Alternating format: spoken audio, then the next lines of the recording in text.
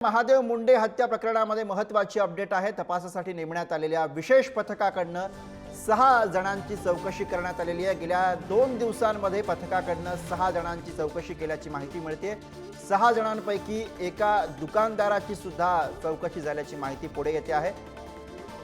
बीडमधनंही महत्त्वाची अपडेट आहे। बीडमधनं महादेव मुंडे हत्या प्रकरणामध्ये ही मोठी बातमी पुढे येते। तपासासाठी नेमण्यात आलेल्या विशेष पथकाकडनं 6 जणांची चौकशी करण्यात आलेली आहे। गेल्या 2 दिवसांमध्ये पथकाकडनं 6 जणांची चौकशी केली गेली, ज्यामध्ये एका दुकानदाराचाही समावेश असल्याचं कळतंय। आणि याविषयी ताजे अपडेट्स घेऊया। प्रतिनिधी उदय नागरगोजे आपल्यासोबत आहेत। उदय, महादेव मुंडे हत्या प्रकरणामध्ये तपासाला वेग आलेला आहे। 6 जणांची चौकशी केली गेली आहे। काय माहिती या चौकशीविषयी पुढे येताना दिसते?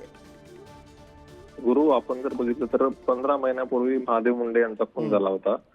या प्रकरणात न्याय मिळावा यासाठी आमदार सुरेश दस यांनी आवाज उठवल्यानंतर मुंडे यांच्या कुटुंबियांनी देखील पोलीस अधीक्षक असतील यांची भेट घेतली होती।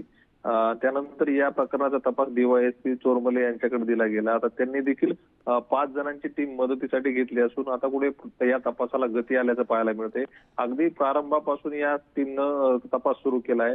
गुन्हा दाखल झाला तेव्हापासून काय काय नेमक्या घटना घडल्या, महादेव मुंडे हे कोणाच्या संपर्कात होते, त्या दरम्यान त्यांना कोणाचे फोन कॉल आले होते, याची देखील तपासणी केली जात असून आता या प्रकरणात आतापर्यंत 6 जणांची चौकशी केल्याची माहिती आहे। यामध्ये एका व्यापाऱ्याचाही समावेश आहे।